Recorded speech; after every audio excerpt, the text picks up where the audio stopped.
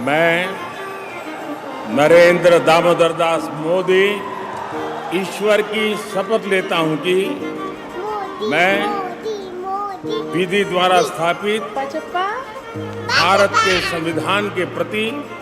नमस्कार दोस्तों, ठिकाना है हमारा वही खंजासूत्र.com का प्रोग्राम होस्ट एंड दोस्त। मैं आपका होस्ट और हमारी आज की दोस्त वो हैं जो लगभग 20 साल पहले बहुत ही चैलेंजिंग फील्ड मानी जाती थी पत्रकारिता की। उन्होंने 20 साल पहले लगभग पत्रकारिता में आई वो, और देश की ऐसी चुनिंदा शख्सियत जिनको हमारे देश के प्रधानमंत्री नरेंद्र मोदी जी फॉलो करते हैं, पश्यंती Shukla ji, welcome. Hello. Finally Hardoi में हमने आपको बुला लिया। फाइनली हो गया। हाँ, क्योंकि त्योहार अगर ना होता तो मुश्किल ही था शायद। नहीं, वो नहीं बन पाता, बट मुझे ऐसा लगता है कि जो इवेंचुअली वो होता है जो डिसाइडेड होता है। कोशिश करने वालों की हार नहीं होती। हमने कोशिश करी और फाइनली हाँ, आपको हमने बुला लिया। बिल्कुल। कुछ बताइए अपनी जर्नी के बारे में। मैंने 20 साल पहले, अभी भी पत्रकारिता बहुत ही चैलेंजिंग फील्ड है। 20 साल पहले एज ए गर्ल पत्रकारिता जैसा करियर चुना आपने, मतलब कई सारी परेशानियां भी आई होंगी, बहुत सी दिक्कतें भी होंगी। अब तो टेक्नोलॉजी है, तमाम चीजें हैं। पहले इधर से उधर कैमरा लेके जाना, यूनिट लेके जाना और बातचीत करना, बड़ी परेशानियां होती होंगी। मतलब अभी होती है तो 20 साल पहले तो बहुत होती होंगी। तो कैसे, मतलब पत्रकारिता में आना क्यों चुना? कुछ अपनी जर्नी के बारे में बताइए। मैं इस पे ऐसा है कि पत्रकारिता जर्नलिज्म में आना ये मेरी खुद का ऐसा सोचा नहीं था। मेरे पिताजी का हमेशा से ऐसा मानना है कि आपकी पढ़ाई तभी पूरी होती है जब आप पीएचडी कर लेते हो। तो जर्नलिज्म में आने के बाद भी मैंने पीएचडी करी, पढ़ाई पूरी करी, और वही ये चाहते थे हमेशा से। उनको बचपन से वो हमेशा ये कहते थे कि जब मेरी मदर से बात करते थे, अम्मा से, तो हमेशा कहते रहते थे कि मुझे अपने एक बच्चे को पत्रकार बनाना है, मुझे जर्नलिज्म में भेजना है, मुझे जर्नलिज्म का क्रेज है। तो ये चीज मैंने सुनी है उनके साथ में। और कुछ ऐसा हुआ कि हम लोग गायत्री परिवार से जुड़े हुए हैं, शांति कुंज से जुड़े हुए हैं, अगर आप लोग जानते हो। हरिद्वार से 4.5-5 करोड़ का शांति कुंज हमारा गायत्री परिवार है। तो उनकी एक देव संस्कृत विश्वविद्यालय जो हरिद्वार में है, वहां पर पिताजी का जाना हुआ, क्योंकि हम लोग जुड़े हुए थे वहां पर। उन्होंने उसी साल, जिस समय मेरा बीएससी फाइनल ईयर था यहाँ से जीडीसी से, उस समय वहां पर पहला बैच हुआ मासकॉम का। कौन से साल की बात है? ये बात होगी 2007 की। और 2005 की। उनका पहला बैच वहां शुरू हुआ, मेरा यहाँ पर फाइनल ईयर बीएससी था। तो पिताजी को ये हुआ कि अच्छा, जर्नलिज्म भी है वहां पर, शांति कुंज भी है, और वहां पढ़ लो, बहुत अच्छा एटमॉस्फेयर है, इतनी अच्छी यूनिवर्सिटी है, बहुत सुंदर है। और ऐसे करके उन्होंने, और उनको बहुत क्रेज उस वक्त सवार था, मैं बोलूंगी, योग का और जर्नलिज्म का। तो उनको ये था तुम और कुछ मत करो। मेरे चाचा जी ने बहुत सारे फॉर्म वगैरह भी मुझे भेजे थे, बड़े चाचा ने मेरे, इलाहाबाद यूनिवर्सिटी का, अलग अलग फील्ड्स का, बायोटेक्नोलॉजी का, माइक्रोबायोलॉजी का। तो उन्होंने भेजा। उन्होंने बोला नहीं तुम मत करो। लखनऊ यूनिवर्सिटी का तो उन्होंने मुझे एग्जाम भी नहीं दिया। उन्होंने बोला रहन दो, तुम मत अप्लाई करो, एंट्रेंस देने की जरूरत नहीं है, और यहीं पे कर लो। अच्छा, मुझे योग नहीं करना था। I was very clear in my mind, I was crystal clear, मुझे योग नहीं करना। तो जब मैं एंट्रेंस देने गई तो मैंने जर्नलिज्म का तो वहां पे एंट्रेंस दिया, लेकिन मैंने योग के एग्जाम में खाली बैठी रही और मैंने वो किया ही नहीं। तो जो मेरी इन्विजिलेटर थी वो आई, बोली बेटा कुछ तो कर लो। तो मैंने कहा नहीं मैम, मैंने तो जर्नलिज्म का दिया है। तो उन्होंने बोला कि जर्नलिज्म में तो यहाँ पे सिर्फ 19 से 20 सीट्स है, अगर नहीं हुआ तुम्हारा तो तुम क्या करोगे? मैंने कहा वो भगवान देखेंगे, मैं योग तो नहीं करूंगी। I think eventually it's about how things happen in your life, और भगवान को शायद यही चाहिए था कि ऐसे होना था। जर्नलिज्म में हो गया। मेरी ऑल इंडिया रैंक जो उनकी थी वो 1 थी एंट्रेंस में, और एडमिशन हो गया। ऐसे जर्नलिज्म में आना हुआ। तो एंटर तो ऐसे हुआ, 2006 का हमारा वहाँ के यूनिवर्सिटी के हिसाब से दूसरा बैच था, एंड 2008 पास आउट में वहां से, and this is how the journey started. और उसके बाद कैसे परेशानियां आई? बहुत परेशानियां आई होंगी। परेशानियां आसान तो नहीं थी। देखो, इसको मैं कितना आसान था और कितना मुश्किल था? मैं बताती हूँ। मुझे मुश्किल तो नहीं लगता था ज्यादा। अच्छा। टेंशन इस बात की होती थी कि मुश्किल इसलिए नहीं लगता था क्योंकि आपका मन था वो काम करने का। हाँ, एग्जैक्टली। कि when your interest become a passion, it is very easy for you. हाँ, when your interest is your passion, तो आसान नहीं होता। मेरी दीदी हमेशा बोलती थी कितना अच्छा है ना तुम्हारे लिए कि तुमको जिस चीज में इंटरेस्ट है वही तुम्हारा प्रोफेशन है, तुम वही कर सकते हो सारा दिन, क्योंकि तुम्हारा इंटरेस्ट ही वही है। परेशानियां थी, लॉजिस्टिकल चैलेंजेस बहुत आते हैं, मतलब एक नहीं होता। हमारा फाइनल ईयर था, हम लोग इंटर्नशिप में जब आए हुए थे तो हमारे पास रहने का प्रॉब्लम हुआ था वहां पर। ऐसा प्रॉब्लम हुआ था कि हम जहाँ पर रह रहे थे उन्होंने हमको बोला कि नहीं आज ही तुम लोग अपना देख लो भाई बेटा और छोड़ो। और इसके पहले जब हमारा इसमें एंटर ऐसे हुआ था कि उस यूनिवर्सिटी में गेस्ट लेक्चरर आते थे अवनीश सर, वो दैनिक भास्कर के बिजनेस हेड होते थे दिल्ली में। अच्छा। तो वो वहां पे वो भी शांति कुंज से जुड़े हुए थे। उन्होंने सोचा कि चलो ठीक है 2-3 बच्चे मैं यहाँ से हायर ले लेता हूँ। तो उन्होंने हमें वहां से सबका इंटरव्यू हुआ और हम दो लोग का, मैं और मेरी फ्रेंड है स्मिता, उसका वहां पे सिलेक्शन हो गया था। तो this is how we got the first opportunity. Tension सबसे ज्यादा ये होती थी कि वापस लौट के हरदोई नहीं आना है, हरदोई मतलब कहीं नहीं जाना है। यू ऑलवेज वांट टू शुरू किया है ग्रो तो अप उसमें द रहना है, लैडर, उसी में आगे बढ़ना है। हाँ, ये नहीं होना चाहिए कि अब तो जॉब नहीं है वापस आके बैठ गए, वापसी नहीं करनी है। तो ये थोड़ी टेंशन होती थी जब हम एग्जाम दे रहे थे फाइनल ईयर के। But this is how we were selected. तो अभी भी मुझे ऐसा लगता है, आज 20 साल बाद मैं सोचती हूँ कि उस वक्त अकेले हरिद्वार से उठ के दिल्ली आना, और वो जो गोपाल दास बिल्डिंग है वहां पर जहां पर दिल्ली ब्लास्ट हुए थे 2008 के, तो वो भी बहुत इंटरेस्टिंग है। हम लोग ऑफर लेटर लेने आए हुए थे जिस दिन दिल्ली ब्लास्ट सील ब्लास्ट हुए थे, और गोपाल दास बिल्डिंग के नीचे एक डस्टबिन रखा है, आप पढ़ोगे आपको पता ही होगा, आप जर्नलिज्म में रहे हो, वहीं पे उसी डस्टबिन में बॉम्ब प्लेसमेंट किया था। और हम लोगों ने वहीं से, उस वक्त ब्लू लाइन बसेस चला करती थी, वहीं से बस ली थी। तो हमारे फ्रेंड्स को ये बात पता थी कि हम लोग, मैं और स्मिता ऑफर लेटर लेने गए हुए हैं गोपाल दास बिल्डिंग में। तो हम लोग वहां से निकल गए। उसके बाद हमने देखा हमारे पास रास्ते में तो बस में आवाज नहीं आती, खटर खटर में आवाज नहीं, हमारे पास कम से कम 12-13 मिस्ड कॉल्स थी हमारे फ्रेंड्स की। और उन लोगों की कि तुम तो वहीं थे, तो था नहीं, पता नहीं चला क्या हुआ। तो मतलब हम वहां से नोएडा बॉर्डर नहीं पहुंच पाए थे और वो सील ब्लास्ट हुए थे। तो वो दिन था जब हमें वहां से ऑफर लेटर मिला था। और तो अभी भी तो मतलब आगाज भी बड़ा क्रांतिकारी था। तो हम घर नहीं पहुंचे थे और हमको पता चला कि अच्छा हम वहीं खड़े थे, ऐसा हो गया। उसके बाद से खैर डस्टबिन वगैरह हटा दिए गए वहां से। वो डस्टबिन वहीं रखे रहते थे और वहीं से बसेस मिला करती थी। तो आप वहीं खड़े होते हो, कुछ खाते पीते हो, तो आइडिया ये है कि खाया पिया तो वहीं पर डाल दे, लोग जमीन में नहीं डाल वहीं पे उसने इसलिए, और इसलिए वहां पे वो बॉम्ब प्लेसमेंट हुआ था। तो ऐसे तो हमारा ऑफर लेटर हमने लेके हम अकेले आए थे। ऑफर लेटर मिलते ही धमाका हो गया। एक दिन शाम को ऐसा हुआ था कि हमको जब ये बोला गया कि भाई अब तुम लोग देख लो, तो हमारे पास ये था कि हम आज रात में रहेंगे कहाँ पे। ना ओयो हुआ करते थे, ना इतना आपका एयरबीएनबी हुआ करता था। और and it was not so easy और comfortable for girls to go out and stay anywhere. मतलब इतना आसान नहीं था ना कि आप जाके कहीं भी किसी होटल में गए, चलो ठीक है आधार कार्ड दियो और ठीक है हो गया। अभी के टाइम में तो इस बहुत आसान है, आप कहीं भी जाके आराम से स्टे कर सकते हो। Money was also a challenge, आप घर से कितना नहीं मांगोगे, कितना मांगोगे। तो ये सारी चीजें थी। तो ऐसे तो हमें जॉब मिली पहली। कई सारे चैलेंजेस हुए और हाँ, ऑफर लेटर मिलते ही धमाका हो गया। हाँ, तो अवनीश सर ने ज्वाइन किया था, नया न्यूज नेटवर्क शुरू हुआ था, पर्ल न्यूज नेटवर्क। तो उसकी एक मैगजीन आई थी मनी मंत्रा बिजनेस मैगजीन। तो अवनीश सर ने मुझे स्मिता को उसके लिए लिया था। लेकिन जब वो यहाँ पर आए तो P7 न्यूज शुरू हो चुका था उसी ग्रुप का। तो उन्होंने बोला कि नहीं बसंती, तुम लोग तो I think you better, you will work do better in electronic than the print.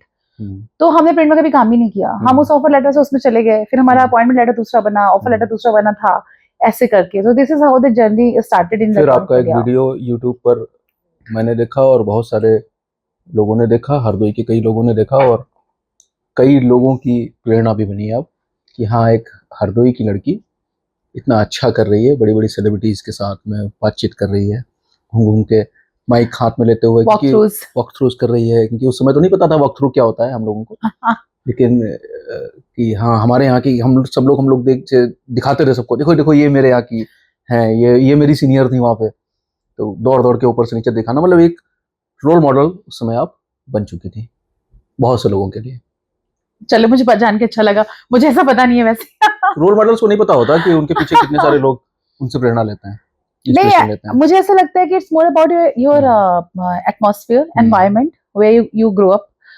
क्योंकि पिताजी की वजह से घर का माहौल ही ऐसा है कि घर में दोनों चीजों के प्रॉस एंड कॉन्स होते हैं। कि घर में बातचीत ही यहाँ से शुरू होती है कि अमेरिका ने क्या कर दिया, ट्रम्प ने क्या किया आज के टाइम में, इंडिया का रिएक्शन क्या होगा, क्या 50% ड्यूटी जो कर दिया है हमारे ऊपर, टैरिफ डाल दिया, उसके इम्प्लीकेशंस क्या होंगे।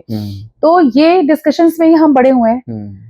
तो संस्कृत के श्लोक सुनते हो और अपनी अम्मा से शेरो शायरी सुनते हुए बड़े हुए हैं, तो वो दिमाग आपका उस डायरेक्शन में चलता है। जो चीजें लोगों को सीखनी पड़ती हैं, I would say with lot of gratitude to God, कि वो चीजें हमारे यहाँ that come natural to us, to all three of us in the घर से ही फैमिली। एक माहौल वैसा मिला। हाँ, तो आपको पता है चीजें, जैसे मुझे अपॉर्चुनिटी सर ने दी, अवनीश सर ने दी, फिर उनको लगा कि इलेक्ट्रॉनिक में अच्छा कर सकती है, वहां पे मिली। बट मैं कर इसलिए नहीं पाई क्योंकि मुझे पॉलिटिकल, सोशल, करंट चीजें नेचुरली समझ में आती थी तब भी।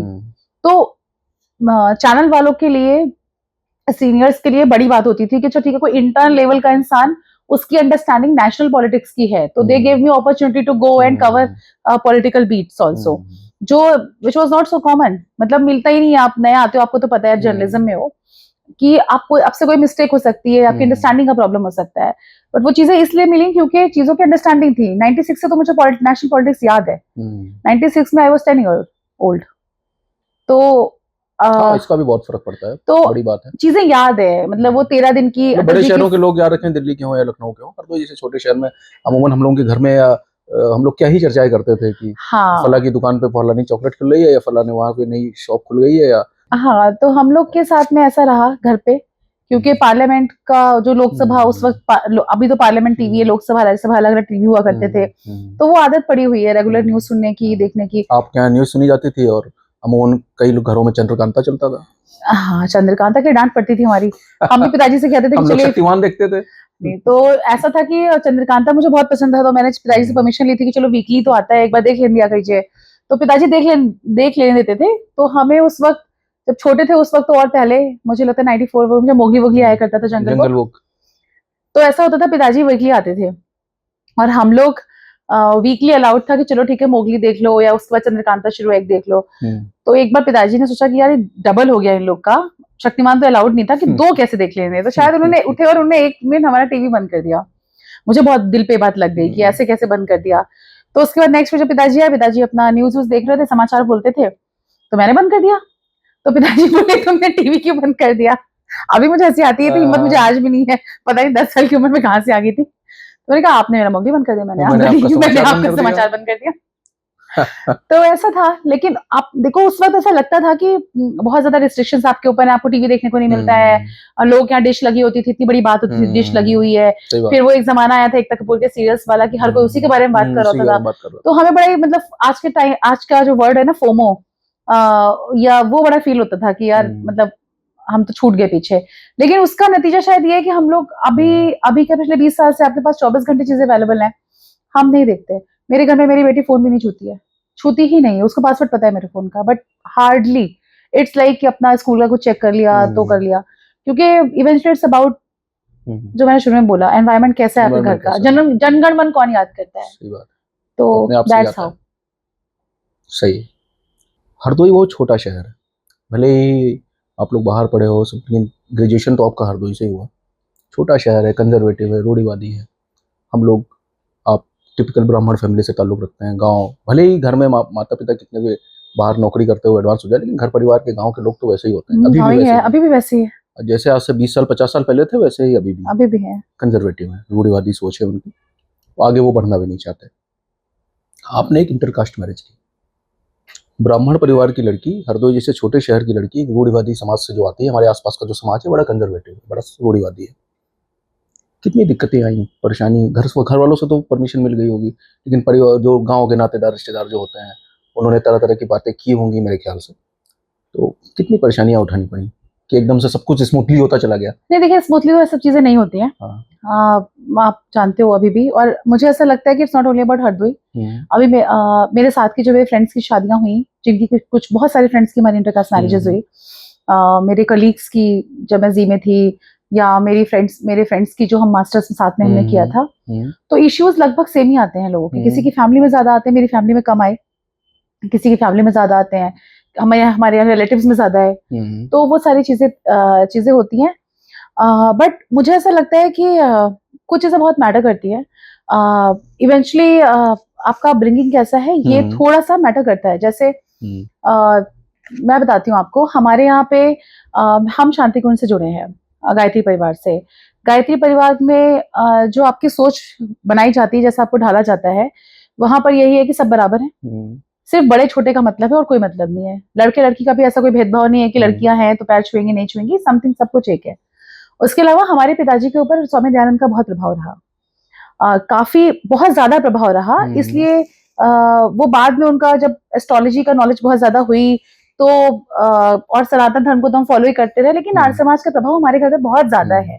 हमारे घर में वैदिक हवन बहुत सालों तक मुझे याद है हम लोगों ने वीकली करते थे, हम संडे को वैदिक हवन होते थे उसी विधि से जैसे स्वामी दयानंद ने बताया है। तो ये सब कारण तो फैमिली तो आपकी फिर सॉर्ट आउट हो जाती है। ये जरूर है कि एक बार आपके क्लोज फैमिली को भी लगता है, आपके आसपास वालों को भी लगता है, आपके इनर सर्कल को भी लगता है कि यार ठीक है सेम कास्ट होती तो ठीक रहता। बट हाँ रिलेटिव्स की तरफ से आपको आते हैं, कुछ हुआ होगा। हाँ रिलेटिव्स की तरफ से प्रॉब्लम आएगा, आपके एक्सेप्टेंस में प्रॉब्लम आ सकता है, आएगा। टाइम लगा? देखो मुझे ऐसा लगता है, मैं ये मानती हूँ कि मेरा एक बहुत सीधा सा फंडा है लाइफ का, और मेरे फ्रेंड्स बहुत हंसते हैं, इवन मैं अपने क्लाइंट से ये बात बोलती हूँ, मेरा बहुत सीधा सा मतलब है, मुझे आपसे तब फर्क पड़ेगा if you are my stakeholder. आप जैसे स्टेक होल्डर हम डिफाइन करते हैं ना किसी चीज में कि भाई मेरा स्टेक होल्डर कौन है, तो मेरे स्टेक होल्डर भैया है यहाँ पर, आप हो सकते हो, आप हो सकते हो। अगर कोई ऐसा जो मेरा स्टेक होल्डर ही नहीं है तो मुझे उससे बहुत ज्यादा इससे फर्क नहीं पड़ता। इवेंचुअली ये थोड़ा सा ज्यादा लगेगा शायद सुनने में, लेकिन मेरी ये सोच पिछले कम से कम मुझे लगता है 20-25 साल से ऐसी रही है कि जो लोग आपके साथ रहे हैं, खड़े होते हैं, सिर्फ उन्हीं से मतलब नहीं होता है कि जो आपको शादी ब्याह में और ओकेजनली मिलते हैं। And I mean it. ऐसा नहीं है कि जिसको हम कार्ड देके बुलाते हैं और उसके अलावा आपके 6 महीने अगर बात नहीं होती, that person is not my stakeholder in my life at least. मेरे लिए वो है जो मेरे रूटीन में मेरे साथ जुड़ा हुआ है, चाहे उससे मेरा ब्लड रिलेशन है या नहीं है, वो मेरा सेम सरनेम है या नहीं है। तो मेरी सोच इस तरह की है। और रहा बचा जो हमारे ऊपर स्पिरिचुअल अलाइनमेंट है हमारा, पहले स्वामी दयानंद से रहा है और उसके बाद गायत्री परिवार से, तो मेरी खुद की इंडिविजुअल सोच में तो इस चीज से मुझे कोई डिटर नहीं कर सकता जो मुझे करना है। It's not only about marriage, it's about lot of other things also in life. तो हाँ बाकी चैलेंजेस ऐसा होता है, बट मुझे लगता है ऐसा कोई खास चैलेंज नहीं आया। बहुत सारे फैमिली मेंबर्स है भी, चाचा चाची वगैरह ने सपोर्ट भी किया, बुआ ने, चाचा चाची ने, इन लोगों ने, बहुत लोगों ने सपोर्ट भी किया कि they were also very clear. I was very surprised to even listen this from them कि अच्छा ठीक है, सब कुछ ठीक है, मोहित ठीक है, अच्छा ठीक है, ज्यादा पूछ रहे, सैलरी पूछ ली, ठीक है, तो तुम लोग मतलब रह लोगे नोएडा में, हाँ ठीक है, तो भी ठीक है, हो जाना चाहिए, तो भाई साहब से कुछ टिपिकल इंडियन फैमिलीज में छोटे छोटे, हाँ भाई ये बताओ, और बाकी सब तो ठीक है, कमाता है। हाँ तो ये है कि भाई ठीक है, तुम लोग सेटल अगर कर लोगे तो सही है। और मैं और मोहित हम लोग क्लासमेट थे, ज्यादा हम जानते नहीं थे एक दूसरे को, मतलब मैं नहीं जानती यूनिवर्सिटी में, मैं नहीं जानती थी, नहीं क्लासमेट तो नहीं, बैचमेट एक्चुअली आप कह सकते हो। 11th-12th में मैथमेटिक्स की ट्यूशन में हम साथ पढ़ते होंगे, एमटी सर क्या, मुझे याद नहीं था, मोहित को याद है बात, मुझे नहीं याद। हरदोई के हैं वो कानपुर के है, बट उसके पापा की जॉब यहाँ पे थी कुछ टाइम, 10-12 साल के आसपास। एमटी सर के यहाँ? हाँ एमटी सर के यहाँ, मैं भी पढ़ा हूँ एमटी सर से पढ़े तो एमटी सर ही होते थे, मैथ्स पढ़ाते थे वही, तो एमटी सर के हम लोग पढ़ते थे, और एमके सिंह से केमिस्ट्री पढ़ा करते थे, मैं भी पढ़ा ऐसे। और फिर हम तो it was a very practical decision कि हाँ ठीक है यार, cost shouldn't be the only parameter और बेंचमार्किंग, और अगर आपका दिमाग ठीक है, आप सही से बात, मतलब आपका सही है।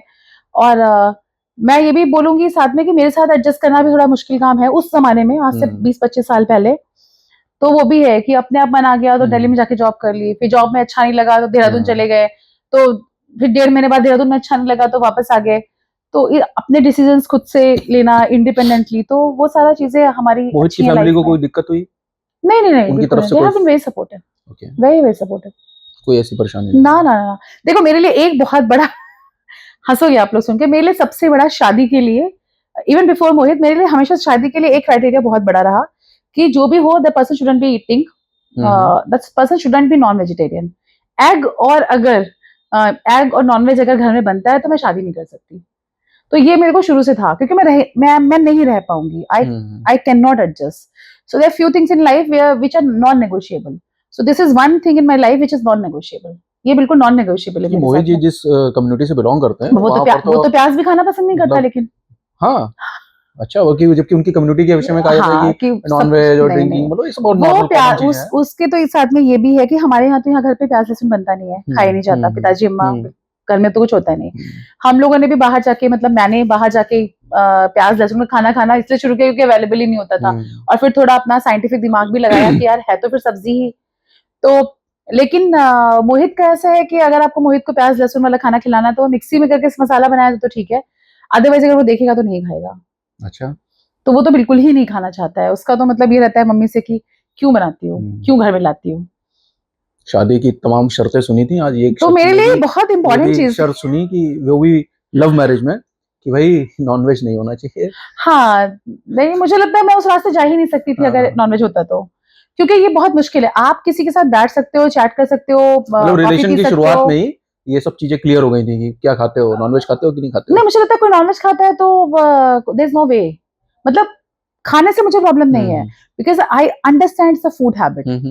भाई जब कोई बच्चा बचपन से खा रहा है उसे क्या पता है, that's a food habit. Nonveg से I do not have a problem, मेरा अपना रिलीजियस रीजन मेरे है, घर में नहीं बनना चाहिए। मेरा रिलीजियस रीजन है, Okay. मेरा रिलीजियस रीजन है कि मेरे लिए जितना पेट लवर्स को अपने डॉग से प्यार है उतना मेरे लिए हर वो समान है, वो मेरे इंडिविजुअल के लिए। मैं आपको नहीं बोलूंगी, ना मैं आपको जज करूंगी, ना मैं किसी और को जज करूंगी, क्योंकि मैं मानती हूँ कि आपकी फूड हैबिट है, that's a part of a culture. अब मैं बोलूंगी नहीं यार नॉनवेज किसी को नहीं खाना चाहिए, नहीं नहीं ऐसा कुछ नहीं है, लेकिन जहां मैं शादी करूंगी तो मेरे घर हो जाएगा ना, तो वहां मैं कैसे एडजस्ट करूंगी? So that's how. नहीं अच्छा था, ये अच्छा है।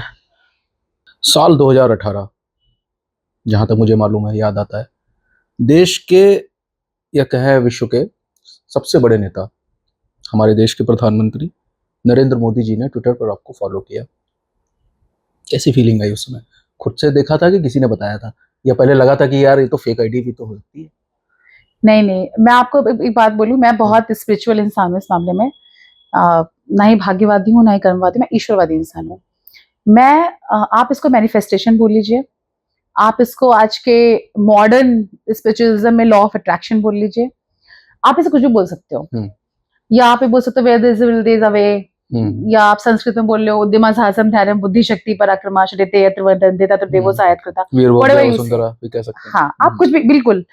लेकिन मुझे हमेशा से ऐसा लगता, मतलब मुझे हमेशा से मोदी जी को मैं, मेरा वो बीजेपी या संघ वाला एक अलाइनमेंट आप छोड़ दीजिए, मोदी जी को मैं एडमायर करती हूँ as a personality, as a leader, as a personality admire करती हूँ, and there are multiple reasons, वो एक अलग विषय हो जाएगा।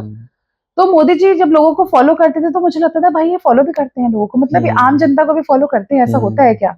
तो आप कह सकते हो कि मेरा बहुत मैनिफेस्टेशन था लाइफ का कि, और जब उन्होंने मुझे फॉलो किया ना तो मुझे आश्चर्य नहीं हुआ।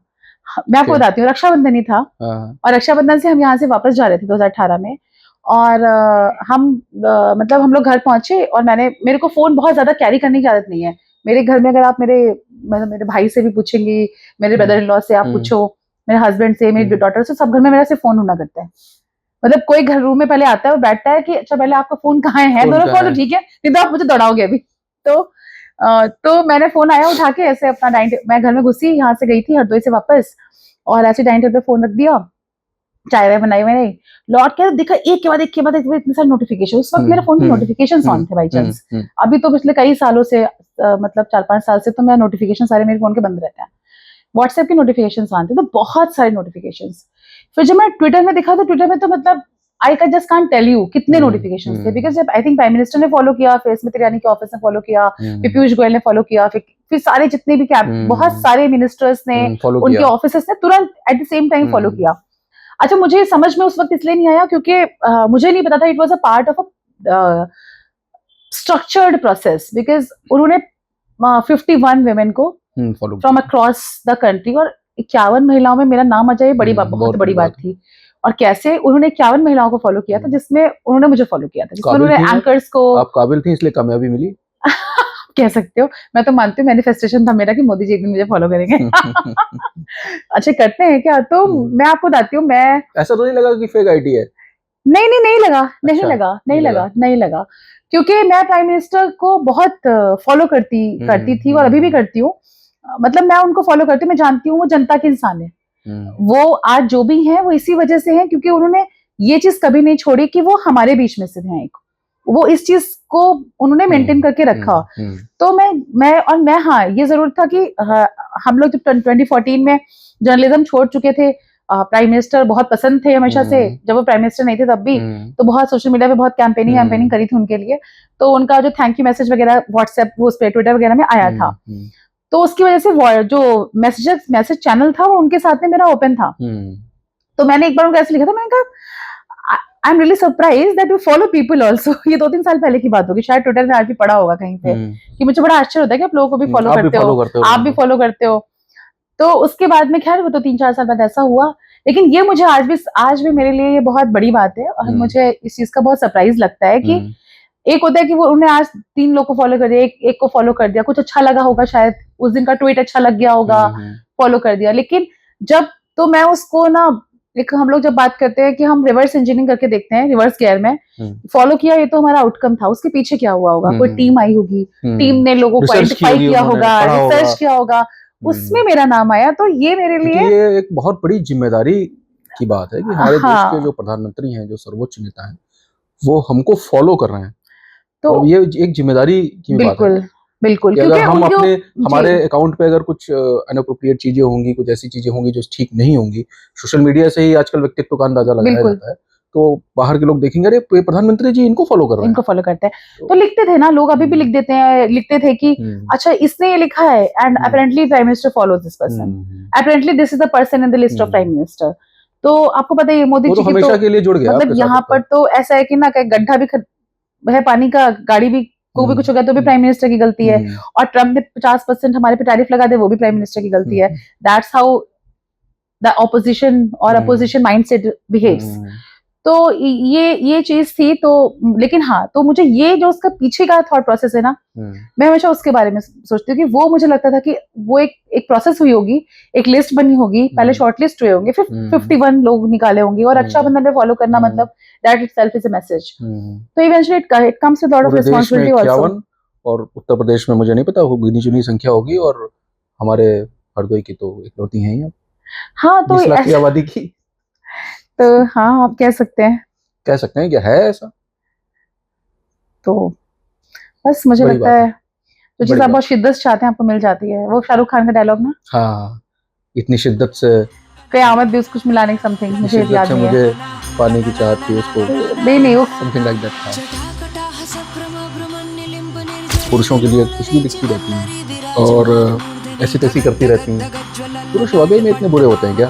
इन लोगों को क्यों लगते हैं बुरे हम लोग? नीला ड्रम काफी चर्चा में रहा। सारी बात का मतलब ना, पुरुषों को गाली देना या माई बॉडी माई चॉइस, उसके बाद बात करने की तमीज नहीं है आपको, विमेन से बात करना नहीं आता है। मैंने आपको जो बीजेपी की नीतियों का या सरकार की नीतियों का कुछ जो उनकी पॉलिसीज रहती है उनका विरोध करते हुए भी देखा। मेरी नजर में, आपकी नजर में कोई और सोचता है, शायद मेरी नजर में योगी आदित्यनाथ बेटर है। एक आधी लोकसभा बढ़ सकती है, 1-2 विधानसभाएं बढ़ सकती हैं, सीटें सामान्य हो सकती हैं। मतलब आपके पक्ष में जो भविष्यवाणी जो हुई थी उसी के अकॉर्डिंग ना, जैसे जैसे परिस्थितियां बनती चली जा रही हैं। राहुल गांधी होपलेस है। नरेश अग्रवाल, क्या विचार है इनके? नरेश अग्रवाल के नाम से लोग हर कोई को जानते हैं। पॉलिटिशियन तो वही है जो साम दाम दंड भेद को आप देखिए ना, आप अगर ये जो है साम दाम दंड भेद जाता है। हाँ, तो सरकारें आएंगी जाएंगी, नरेश अग्रवाल के हैं और रहेंगे।